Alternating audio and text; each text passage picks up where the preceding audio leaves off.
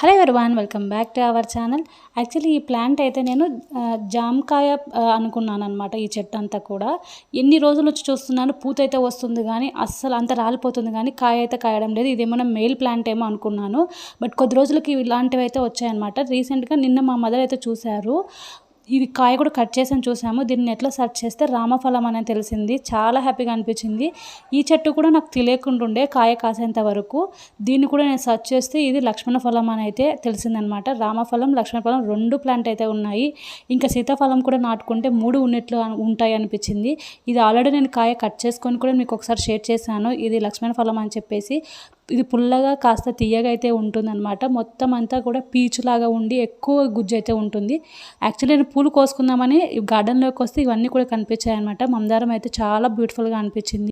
రోజు జాజి పూలు అయితే కోసుకుంటాను, దేవుని దగ్గర అయితే పెడుతూ ఉంటాను అనమాట. చూసారా మొగ్గలు అయితే ఎన్ని వచ్చాయో. ఆల్రెడీ ఈ మొగ్గలన్నీ కూడా అయిపోయిన తర్వాత ఈ విధంగా అయితే మనం కట్ చేసామంటే, ప్రూన్ చేసామంటే ఆ ప్లేస్లో మళ్ళీ కొత్తగా చిగురు అయితే వచ్చి మొగ్గలు అయితే వస్తాయి అనమాట. ఈ విధంగా పూలు ఎక్కువ అయితే పూస్తాయి. ఈ ట్రిక్ అయితే యూస్ చేయండి. పూలు ఎక్కువ పూయాలంటే చాలా బాగా పూస్తుంది చెట్టు అయితే. నేను అంతా కూడా ప్రూన్ చేశాను. ఒకసారి మొగ్గలన్నీ అయిపోయిన తర్వాత మళ్ళీ కొత్తగా అన్ని కూడా చిగురు అయితే వచ్చి మొగ్గలు అయితే వస్తాయి. ఇలా గుత్తులుగా ఒకే కొమ్మకే ఇలా ఇన్ని పూలు అయితే పూస్తాయి అనమాట. ఇలా డైలీ నాకు బాగా ఎక్కువ పూలు అయితే వస్తున్నాయి ప్రూన్ చేసిన తర్వాత.